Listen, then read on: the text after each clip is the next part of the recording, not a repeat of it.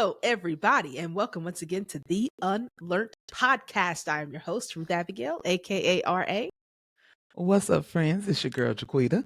And this, folks, is the podcast that is helping you gain the courage to change your mind so that you can experience more freedom. More freedom on the way, friends. Freedom. My Lord. Yeah, more freedom. Quita, how you doing today? Man, today's been a great day. You know, I've been in a super productive season out here in these streets, you know. We like that. Just getting things done, knocking them out. I love that. Knocking tasks out. You know, my to-do list is getting shorter and shorter.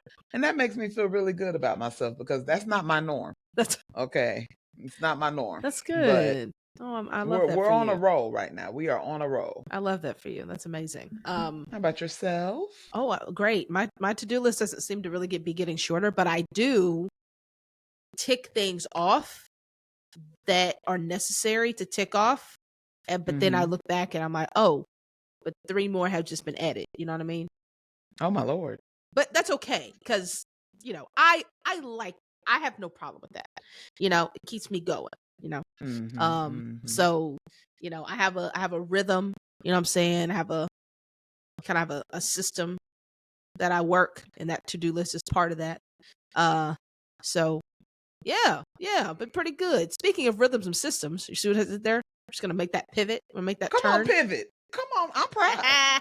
That's a very natural pivot. Go ahead and do it. Thank you. We are in our leadership style series. And today we're talking about a very familiar leadership style, which I actually think is a style that when people think about leaders or leading something, particularly like teams and in the workplace, this is probably the style that we kind of understand the easiest because we kind of start off with it as kids, right? Like this idea of transactional leadership.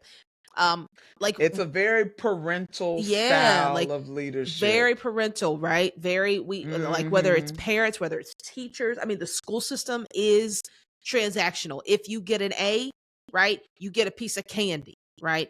In 3rd grade, we had handwriting. We got good. They don't do it no more. We got the big big candy bars for good handwriting. Like we had the king size candy bars. Y'all was off the chain. I already know. Guess how many candy bars? Guess how many candy bars I got? 0, because your handwriting Not is gonna lie trash. about it. Not gonna lie about it. And I got no big candy bars. Like no lie. I never could get it. There was this one girl. Her name was Amy.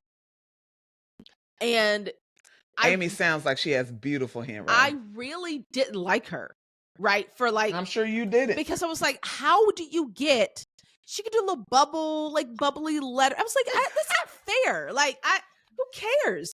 But she always got the best, the big candy bar. She always got praised for her handwriting. I was like, dude, I honestly feel like it's almost a little unfair because handwriting is almost something you can't help. That's what I'm saying. You know, like I feel like you can, you know, now through the years, I ain't gonna lie, your girl, I spent a lot of time working on my handwriting. Like I would, during the summers when I was bored, I would just sit there and write the alphabet. And I was like, ooh, this year I'm going to do my E's like this. And I'm going to cross my T's like this. Really? They're not ready for how I'm going to loop-de-de-loop this Q. Okay. Listen, I spent my time, developing. Congratulations to you. Because I wanted pretty handwriting. I wanted when somebody, and also I had a friend, he had the neatest handwriting. It was beautiful. And I was the girl in the group, and so I didn't want to be outdone. So I practiced. And my handwriting, my signature, I mean, I ain't gonna show y'all because I don't need y'all stealing my signature, but my signature, top tier. Well, you know what? Good for you. And so you would have gotten the big candy bar, but I never got the big candy bar, and I was always very salty about that. But you know, we did like the summer reading stuff. Did y'all do summer reading and you got absolutely. So you got like certain things for reading certain number of books. I mean, this idea. No, we didn't get What did you get? I forgot. No, y'all were really into this transactional. We were. They gave us style. A lot of stuff. No, this was not my school upbringing. You ain't get nothing. You got a test when you came back. All right, quiz. Who did the summer reading? Yeah. All right. Yeah, sure. That's fair. Which is still transactional, actually. It is. That's what I'm saying. Like, you know, and so I think like we are so familiar with this particular style because we were birthed in it. Like it was very much a part of our childhood. And then, you know, home, you get, you know, some people get allowance for A's, you know, you got certain, all of that. You could, if, now we did used to get the free pizza. Y'all remember the free pizza? If you got AB honor roll, okay. You got the free little personal pan. There you go. Pizza, okay. Listen, my family, when it was report card time, it was like, hey, which one of you, me or my sister, is treating us to dinner tonight? Nice. Okay, like listen, I got the free pizza, I got the free Frosty from Wendy's, okay, I got the free donuts from Krispy Kreme, okay, I got us. That's okay, hilarious. I'm feeding the family tonight off of my good grades. Hilarious. But you know what? Like, I miss those times. Like, it's actually nobody gives me nothing no more. No, like you get a paycheck for doing good. You know what I'm saying? That's what you get, you know? Or for not even doing good, you get a paycheck for doing. And, you know, that part. For doing good, you might get a little something different. But I think like that, this idea of you do this, you get that. You don't do this, you don't get that. And we grew up with that. So leadership, I think the first level of leadership that we really understand is transactional leadership. And so because of that, I think a lot of leaders lean into that probably faster than the other ones because it's so familiar. And like others, you know, like all of them, it doesn't belong everywhere. And transactional leadership really is I would say, I don't want this to sound like, I don't want this to sound less than, but I would call it, like, I would say it was level 1 leadership. That's not a bad thing. That's not a bad thing. It's a little disrespectful, but I get what you're saying. I'm not trying to be disrespectful. I'm not trying to be disrespectful. I just don't want you to think that you're not doing any harm here. I'm not trying to. Out here calling people level. You know, you're just a level 1 leader. No, one day, you're going to find another style and you can become a level 2. Let me be clear.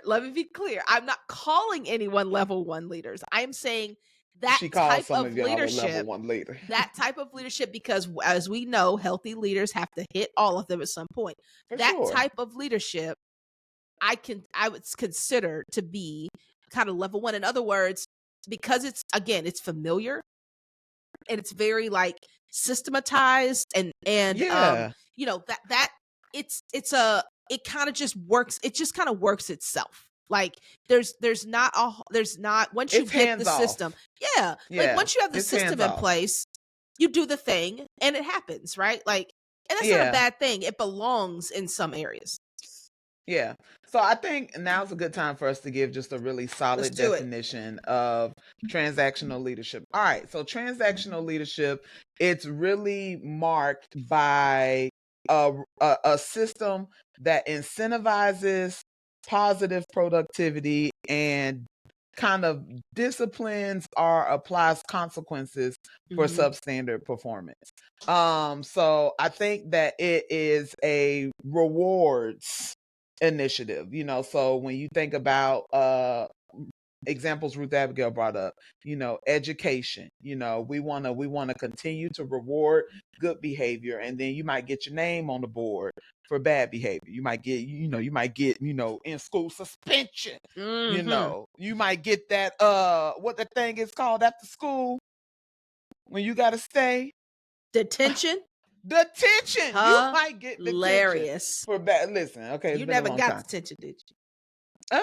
We didn't really do detention. I don't remember. In school suspension was their thing. They was like, pick it up. We ain't waiting. Did nobody want to stay after school? No, you can go right now. Okay.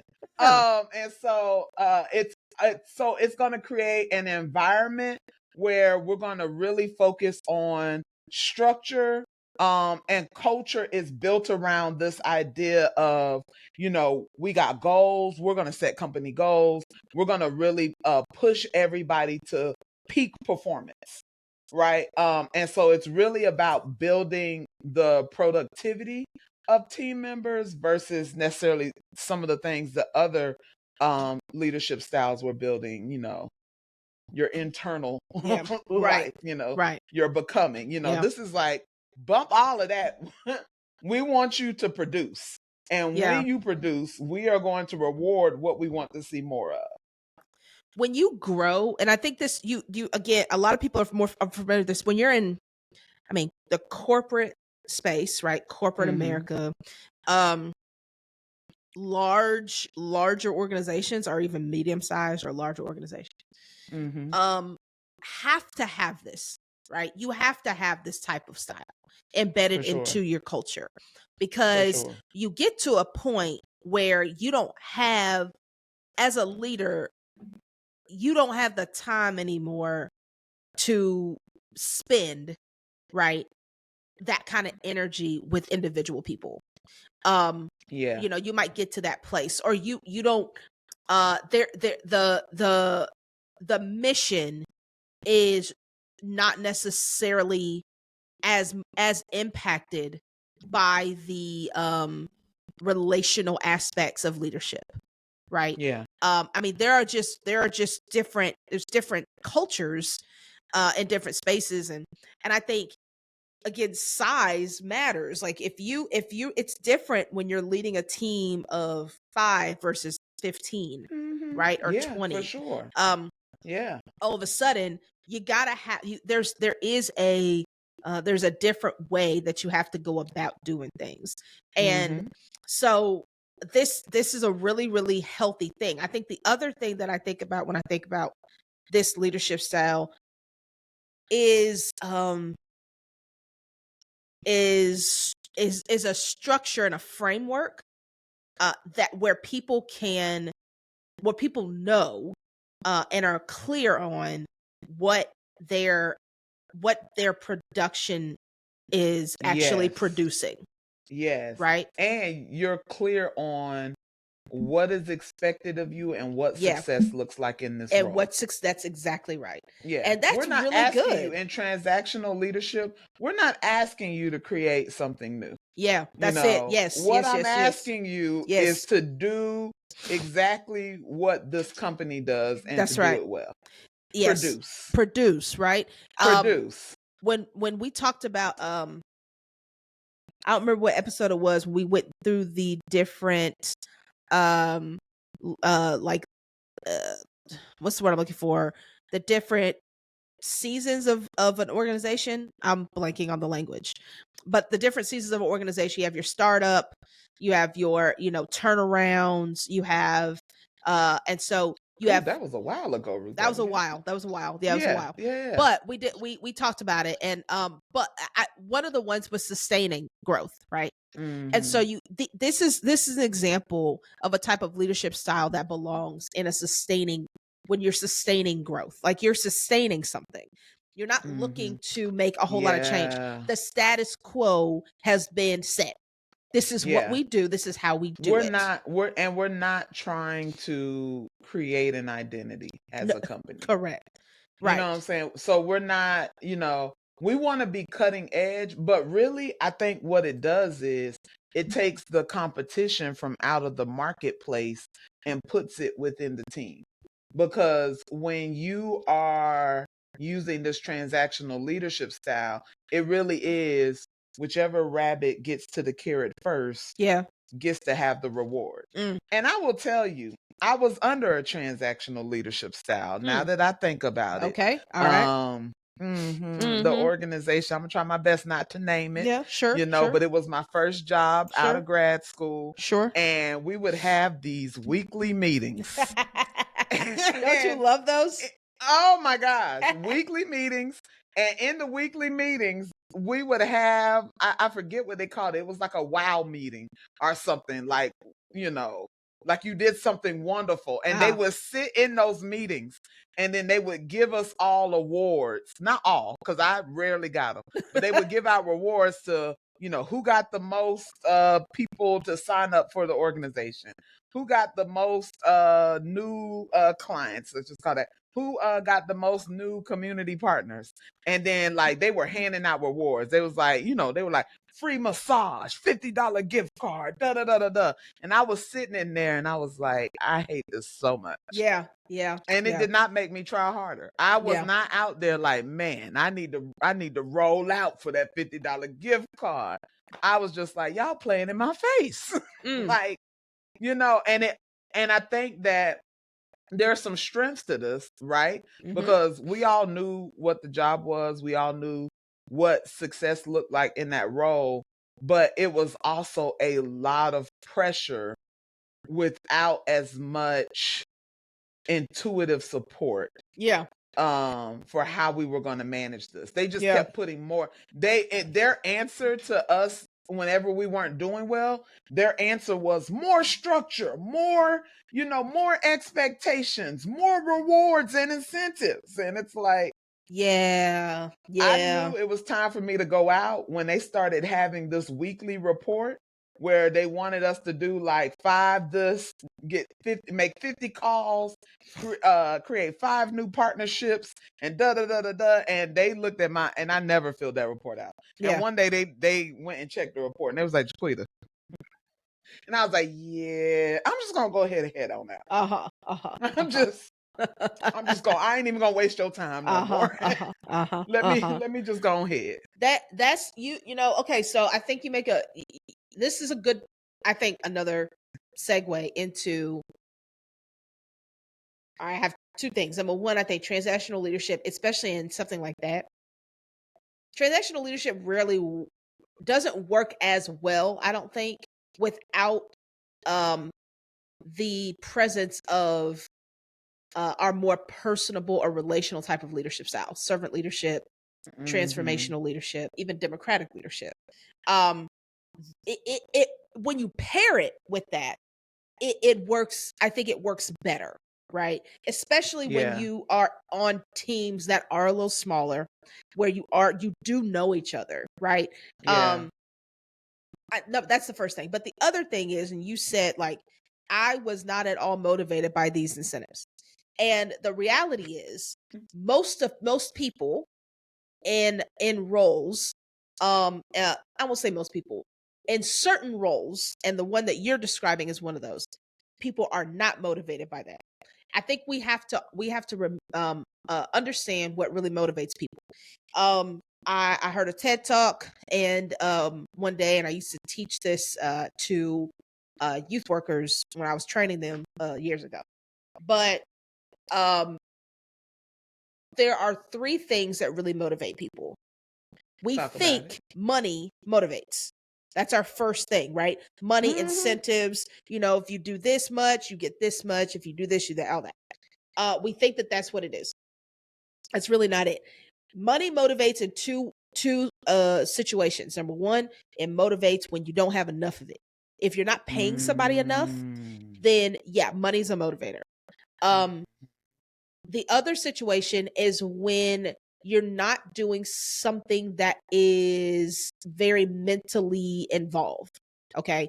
And so money can be a motivator for something where you are really just kind of doing the task, right? Like, this is just what you do. If you're physical, like a lot of physical labor, like where you're doing things like that, money can be a motivator. You're not really doing a whole lot mentally. You're not having to expend a lot of emotion, right, in your work.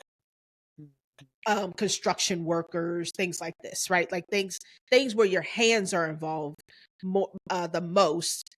Money can be a decent motivator there. Outside of that, the 3 things that really motivate people are autonomy, the ability to control what you do; mastery, the ability to perfect something; and purpose, the the understanding your reason behind doing something. So when you can have those things in a workplace, that is more motivating for most people. Again, out that are that where a lot of their labor isn't necessarily physical. That's where they find more motivation than the incentives, that the incentive package. And I think, like, if you think about your example at your previous place of employment, you know, if you had those things, if you could opt out, if you could just do what you do and not have to do this report, right? If you could set your own goals, right? Like, hey, I think I can get, like, I'd like to try to get 5 partnerships this semester. But you say that as opposed to them, that it is more of an incentive to do it, as opposed to somebody telling you, I want you to get this many. What ended up happening was, because they started telling us how to do our jobs. Yeah. They were like, all right, this is what y'all are gonna do. You're gonna call 5 corporate sponsors a week. And I was like, I'm gonna do what? First of all, again, this was my first job outside of grad school. My pay started with a 3. Yeah. And not a high 3. Okay. I'm Y'all saying, not gonna run me ragged. Yeah. You know what I'm saying? Like, and telling me I need to make 50 calls every week when this is on top of what I actually do. Absolutely not. Yeah. No, I won't be doing that. Yeah. And so what happened was that they pushed so hard for us to do that my creativity, my innovation, everything that's good about me, it dwindled. Yeah. And they wanted us to kind of fit the mold of this robotic, community manager. And it was like, this is not me. It's like David trying to wear Goliath's armor. There you go. I can't do this. Do it. Yeah. So sorry. Yeah. And also I really felt unheard in that in that organization. And I think that is a kind of pitfall for transactional leadership, is because anything that goes against the set order of things, it's really hard to hear, because it's going to be honestly really hard to change. Yeah. And and I think transactional leadership, when I think of it, I'm thinking of it like existing within a system. And not there just being one transactional leader, because a transactional leader is hierarchical. Hierarchical. Yeah. There you go. You got it. Got hierarchy. All right. And so, like, your transactional leader is reporting up to somebody that has agreed to the transaction. Correct. Who is reporting up to somebody that has agreed to the transaction. That's right. Right. And so if you come in as an employee that doesn't have that transaction mindset, that mindset of, yeah, man, I'm going to work hard for the money. I believe in, I'm naturally goal oriented. I think in order to thrive under a transactional leader, you have to be somebody that is already like goal achievement oriented. Right? And I'm not. Yeah. And it took me a while to figure that out. Yeah. When someone puts a goal in front of me and says, hey, if you work hard, you can get this. Yeah. I'm going to look at it and be like, oh, why? Yeah. Why is that important? Yeah. Why should I want this? I'm not like, yeah, man, something to go after. No. How does this help other people? How is this going to help me to become? I'm all about a becoming. I'm not about a doing. So if you come at me and say, hey, I'm going to help you be better at your doing, I'm going to say, well, how can you help me become better? And if you can't, then I'm going to be like, all right, well, thank you. Yep. Yeah. But I had to learn that about myself, because I could not figure out, this is you talking to the girl who went to a great undergraduate school, went to a great graduate school program, had a lot of success in everything I had ever done. And then in this first job outside of being in school, it wasn't just like, oh, I'm not used to working. It was, what? This transactional style? I went to divinity school. Right. There's no transactions. Yeah. In divinity school. Yeah. You know what I'm saying? We're like, hey, did you help someone believe? Yeah. Did you help lead somebody to the Lord? Yeah. How do you know, my entire mindset, my entire mind frame was, I'm moving. Everything I do is to make people and organizations better. Yeah. And then I come into a system where they're like, we don't need you to make us better. We need you to fulfill the goals for the day. Yeah. And don't ask us any questions and don't say anything else. I was like, everything about who I am is trained against that. And so I think if you are a transactional leader, I think the biggest point of us going through the leadership styles is so that you know that one day your leadership style will not work with someone. That's right. It will not work. It just like I had to learn that my leadership style didn't work with somebody, because I thought I had one that could go with anybody. I was like, everybody needs to become. Everybody needs to be transformed. And then someone came and they were like, "Don't care. I don't want that. I'm achievement oriented. Yeah. I want the recognition. Yeah. You know, when we did Strengths Quest, one of my one of his strengths was oh my goodness, I forget the name of it. It's like important significance. One of his strengths was significance. He wanted to be significant.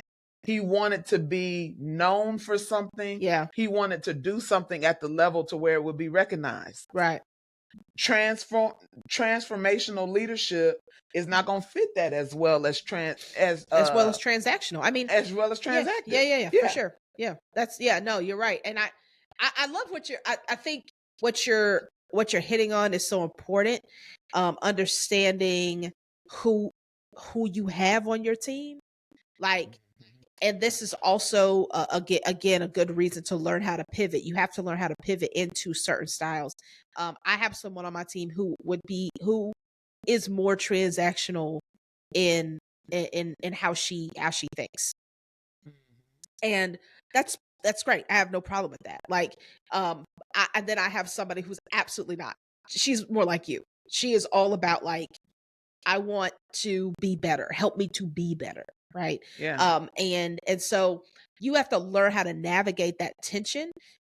Again, the transactional system, I almost think like, and you may have said it, I don't know, I don't remember exactly how you said it, but whatever you said earlier, there's something you said earlier that made me think about this that I've interpreted in my mind. Like, the transactional leader is within a system. I almost don't even know if I would label somebody as a transactional leader as much as you have leaders in transactional systems. Yeah. And you're kind of put in that position to check boxes, right? Because that's what's expected of you. Because like you said, the hierarchy says, hey, we need you to do this. And then it's your job to make sure that the team gets this done. And then you're judged based on what the team does. So you have to put that in place. So you can be a transformative leader in a transactional system. You can be a democratic leader in a transactional system. You can be a servant leader in a transactional system. You can pair more relational styles with this system. Yeah. It really is just a matter of understanding who you're working with. And understanding like, and also understanding how to allow for the people who are under your leadership to speak into speak into certain things. So I think like one of the things that we do at Angel Street is we have two sets of goals. We have our goals and then we have your goals, right? And so there are goals we set together, like we would call high level goals. We set them at the beginning of each semester, and I have them speak into it, right? At some I won't even say all of them. Some are just, this is what it is. We got it. This is the system. We need to change it. There's some that change every year, depending on, like how many girls do we need to recruit? based on the number that we would like to see at the end of the year. How many do we need to recruit in the fall, right? And this particular year we have more space, so we have the opportunity to recruit more girls. So what is that number? And I let them speak into that, so that for them, because they're the ones that are going to do the recruiting, not me. And so I don't want to give it to them. You say it, right? But then we do there is an accountability to that, right? Yeah. But it is much easier to hold somebody accountable to something they speak into, and also to incentivize something that they speak into. Okay, cool. Like the incentive, if we get this, we're going to lunch. Like, cool. And so I don't know that I'll actually do that, but I was gonna say, you be taking people to lunch. We do a lot of lunches. Hey, Angel Street, y'all watching? Y'all heard it? Yeah, chill out. Sound like she might owe you a lunch. Chill out.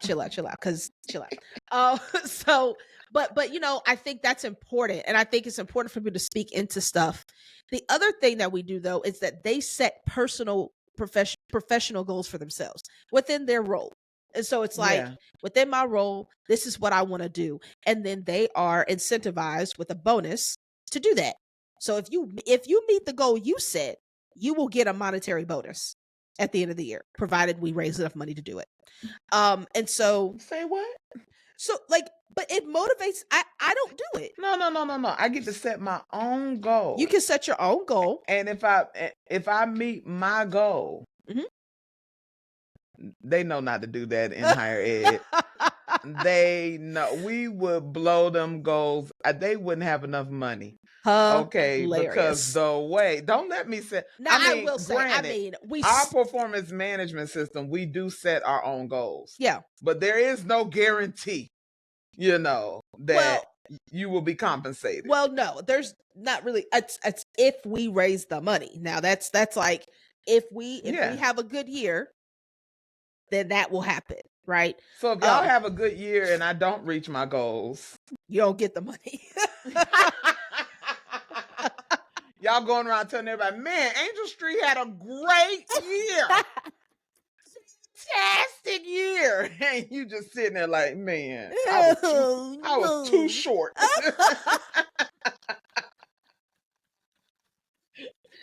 Sorry. No, but I found that that's been really effective. And I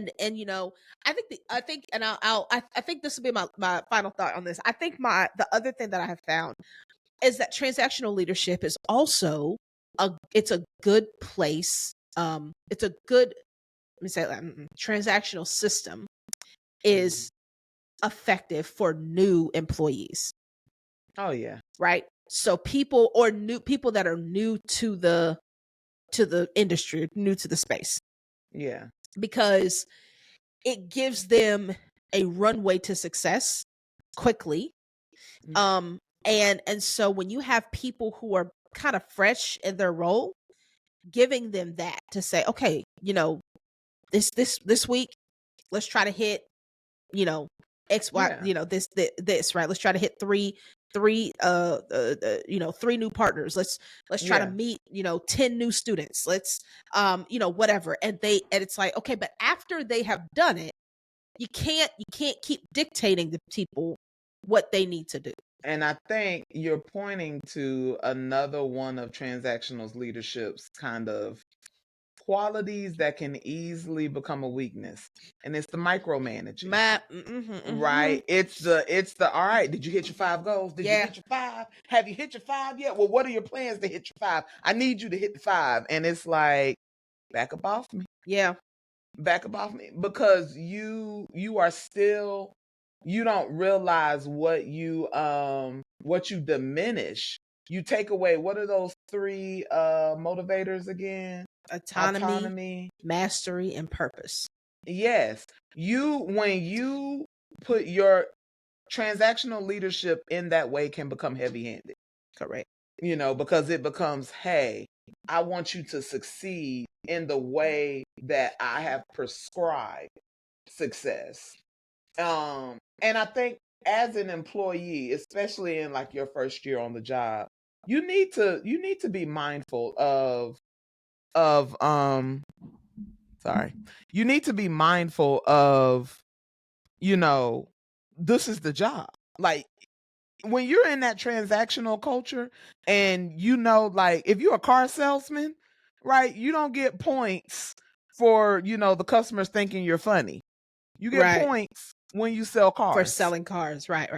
That's the business we're in. That's we are right. in the business That's of right. selling cars. That's right. So I can give you some points if you're relational, but I can't give you full credit if relational does not turn into selling cars. Correct. And it is easy to be on a job and you're the person that everybody loves but nobody buys from.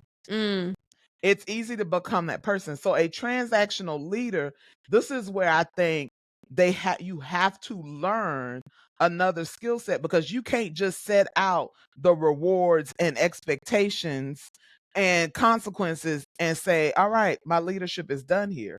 Right? You have to be able to help them pivot and say, okay, obviously these rewards and consequences are not working, and there's something here that still needs to be developed. A lot of times in those instances where you're in kind of that transactional world, it's kind of like hey, buddy, we're not, we don't invest a lot of time into people. We invest a lot of trust. I trust that you're going to be able to meet these metrics. Right. But I can't give you a lot of time to do it, because the time that you're taking is taken away from somebody else who maybe could have did this faster. And so you have to, as a leader, you have to balance that. And I think also as a leader, you have to be able to balance whatever your leadership style is. You have to be able to balance the needs of the organization with the needs of your team. 100%. Oh gosh. And I think that, wherever you are, I feel like everybody has one that they lean to more. I feel like you are naturally more an organization builder or a team builder. And you need to know who you are so that you can catch yourself when you go too far on one side. That's right. Right. I'm naturally going to be a team builder. Correct. I'm going to be such a team builder that I'm telling my team, hey, listen, I don't know what this organization doing. That's but it. let me tell you what we going to do. Yes. Okay. Yeah. I'm the one you might need to be a little scared of. They've all gone rogue. Jaquita has led her entire team rogue, but we gonna be right. Okay, we gonna get it done. Bump what's going on in the company. My team gonna be good. I've created a little nest. All right. And we're good. My name actually means fortress. I be trying to tell people. Wow. And I told my team that. I was like, hey, I need y'all to know who I am. You need to know who's leading you. I'm gonna keep us all safe. Yeah. That's real. All right. We're going to make it through the transition. I don't know what everybody else doing, but we're going to be all right. You got to know. I love that you said that. You got to know which one you lean towards. Because the transactional style lends itself more to an organizational leaning, right? Yes. And but it is, you can't, I think this is also, as we're unpacking this, it helps to understand, it helps to remind, at least me, that leadership is not a leadership. The best type of leadership is shared. And so the transactional style doesn't really open itself up to that very well. In its natural kind of like in its natural style, it doesn't really open itself up to shared leadership. It's kind of like, this is the way it is, do it like this. And I think that balance is really important. Yes, as an organization, as a company, we have these things we have to do in order to remain, in a position to employ you. Right. And at the same time, those of us who lean more towards organizational thinking are like that. This organization is nothing without the people who help to make it happen. So you have to care. You have to care about both. It's not an option. Yeah. And so, that idea of how does a transactional system how do you honor both there, right? And I think you absolutely can. And you know, and I think we've been kind of talking about ways to do that. So I think the you know, this is a this style again is so familiar to us. Mm-hmm. It's so familiar that we can go to it too quickly. If you're not, if it's like, okay, I don't know what else to do, so I'm gonna, you know, tell the team that we're gonna do this if you do this. Like, well, just hold on. I mean, it's like the adult pizza party. Yeah, you know, like when you was in school and they'd be like, hey, if y'all pass the test, you get that pizza party. Yay. Like, hey man, listen, let's go. Everybody get it together so we can get this pizza party. Yeah, I mean, that's what it is, and sometimes it works, but sometimes it's not gonna work. And so what do? Do you keep doubling down? No, I think you gotta sit back, think, and again, you have to pivot into a different direction. I strongly suggest, if you are in a structure that is more transactional, find ways to elevate some of these other relational styles. Pair it together. You have to pair it together and figure out a way to really involve your people. You know? Yeah, I also think if you are a transactional leader, I'm going to go ahead and make an assumption that you are also achievement oriented. Sure. Because in your mind, you like, yo, this would work for me. You know, like if somebody put a goal in front of me and then and paired that with a reward, like I'm going for it. Yeah. You know, you're ambitious. You are, you know, you buy into the idea that success renders reward. And I think that it would be really important that you as a leader, and I think this for all leaders, but I think if you are an ambitious person, I think it's really important that you have mentors around you who can place boundaries around your ambition. That's good. And help you to learn, you know, the necessary character and ethics that go along with chasing ambition. Yeah. Because you need somebody that can check you. Yeah. And I think the more you have someone doing that in your life, the more you'll be able to see your team members as people and not just producers. You need people in your life. I think it's kind of like being a celebrity.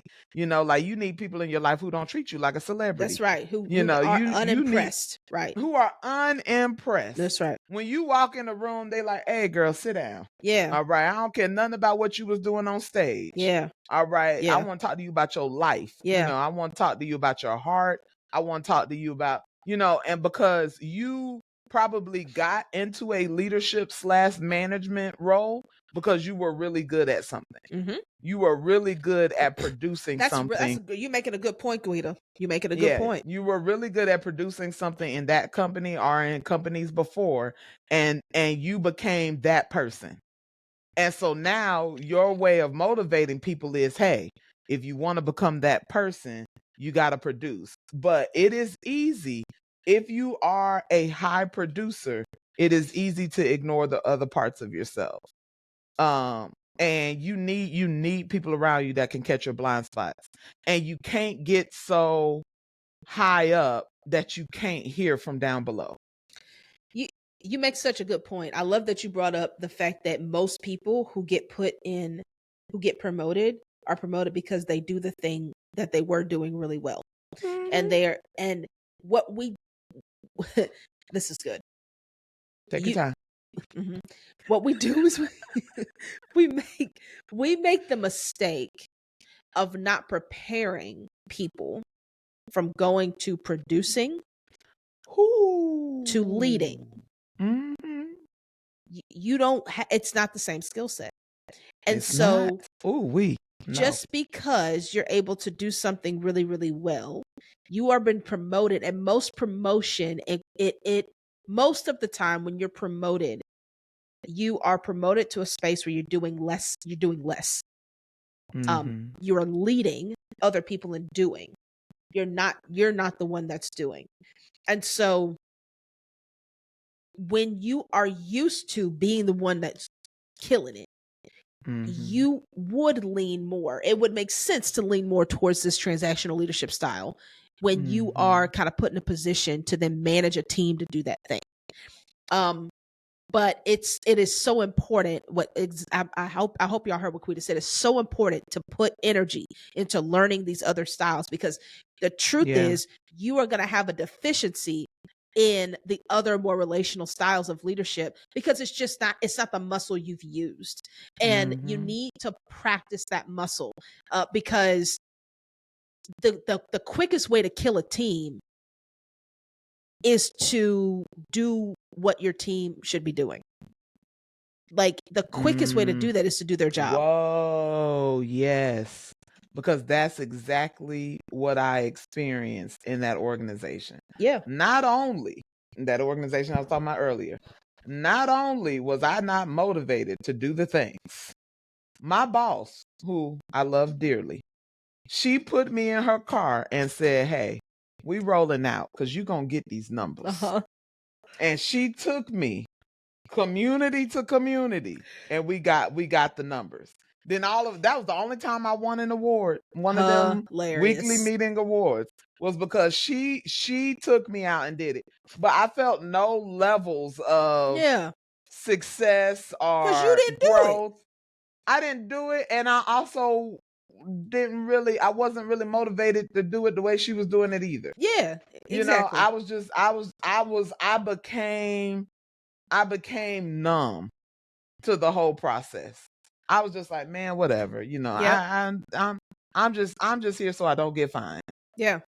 You know, and so you don't want, because it is easy to ignore what's happening in other people. Now, I'm not, I do think her leadership style was transactional at that time, but she also was like, girl, I got you. I'm going to protect you.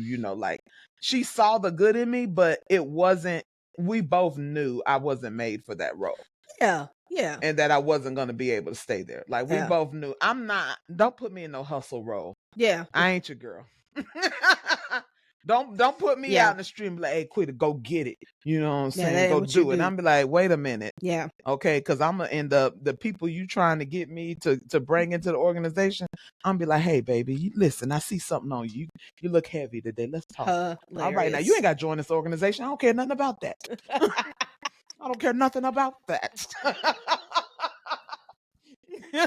And I leave feeling fulfilled because I changed the life. And the numbers are still low. Don't put me, let me tell you something. A shout out to all the transactional leaders. You might not want me on your squad. Hilarious. Okay. I am not a numbers person. Quality over here over quantity. Okay. That's hilarious. That's actually, if you want higher survey results, okay, I can get you that. Okay, I can improve your satisfaction. That's hilarious. Okay, but don't you got to know who you are. You got to know who you are.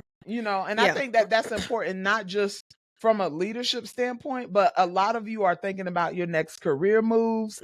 You're thinking about, like where could, especially as a middle adult. I did not think I was going to be here. I didn't think I was going to be in a place where I was like, what comes after this? Like, what's next for me? I'm in an unfamiliar place. But I will tell you, no lie, Ruth Abigail, talking through these leadership styles has helped me tremendously. It's helped me tremendously because it has reminded me of who I am, but it has also shown me what God is doing in my life now. He's like, hey, yeah, you're great at this transformational thing, but you're going to need a little bit more than that. Yeah. You know what I'm saying? I don't know about this transactional one, but you're going to need a little bit. You're going to need to be able to delve into some other things for your next, stage in life. And that's just for everything. And so I think another thing we do as leaders is that we compartmentalize our lives. We say, hey, this is me in my job. I'm transformational, or I'm, transaction. Yep. Take your time. Transactional. Mm-hmm. There it is. Mm-hmm. We be You got struggling it. out That's here. all right. You can tell I took some time off from school. You know, it's like I forgot how to talk. Sound I forgot it how out. to say big Yeah. words. Yeah, Uh-huh. take your time. Okay, take your time, Jaquita. All right, don't rush it. Take your time. You know, but you are not a compartmentalized individual. Yeah. Talking to you, leader, right? You're not a compartmentalized individual. Every area of your life is impacting, building, strengthening, supporting all the other areas of your life. Correct. If you are a husband and a wife, that's impacting the way that you lead at work, right? Correct. If you're a mother or a father, that's impacting the way that you're building relationships or that you are teaching people, you know, especially mother, father, you know, like you go into work and you be like, I know exactly what we're doing here, right? Because you're looking, the lenses that we look through in our lives will impact the way that we lead. 100%. You know, it's just going to happen. And so I think that it's really important that while you are thinking through, how do I show up for the people that I lead, don't leave any part of you at the door. Bring it all. Yeah, that's good. Bring it all, because that is going to help you to be able to shift out of using only just one style. Yep. Because your life is molding and shaping you to be a better leader. But when we get into our leadership spaces and we're like, all right, turn off, you know, my mama hat, turn off my sister hat, my auntie hat, turn off this, and I'm just in this workspace now, and I'm here, and we treat our roles as transactions. Yeah, that's like good. You know, I'm here to do a job, and then when I leave, I'm gonna leave this job at the door. Every part of you will follow you everywhere you go. And you have to allow all of you to show up in these spaces. And that's honestly how we start experiencing burnout, when we try to like dictate what parts of us get what energy or what. Just show up. Just show up. Show up. Just show up. Show up as your whole self. And that's really what healthy leadership is. Like, you are a leader. Like, that's who you are everywhere. Like, it's how you think. It's how you show up. It's the attitude you have, and all of that matters everywhere. So if you truly are living into that reality, then you're not compartmentalizing. It is a very, you know, every place you show up, there is something distinct about you that says, he's a leader, she's a leader. And that's what you want to do. That's how you want to be. For sure. Well, there you go, guys. Transactional leadership. Transactional leadership. We have one more coming up after this, and that's going to be really interesting, I think, this last one. And then we will have completed this series. We thank you for rocking with us. And if this series has been of value to you, or you think it could be of value to anybody else, we want you to do what, Jaquita? We want you to like, share, and subscribe, okay? Become a part of the community. You know, unlearn with us. This is a process of unlearning together. That's Ruth what Abigail and I are unlearning in real time with you guys. And so we want you to be a part of that. We want you to rock with us. Come on, man. Because this is a journey that we're doing together. Absolutely. We're not ahead of you. We're not behind you. We're walking right with you. We are right there with you. Share, and subscribe. I know some of y'all be listening and not subscribing now. Y'all do that. All right. I know some of y'all be looking at the clips. If you like the clip, like the clip. Yeah. All right. Go ahead and hit that little thumbs up. Yeah, do that. I need that extrinsic motivation. Okay. There you go. Hit the like button. There you go. Let's do it. All right, y'all. We are done, and we will see y'all next week. But until then, we're gonna keep unlearning together, so that we can experience more freedom. Peace. Bye, y'all.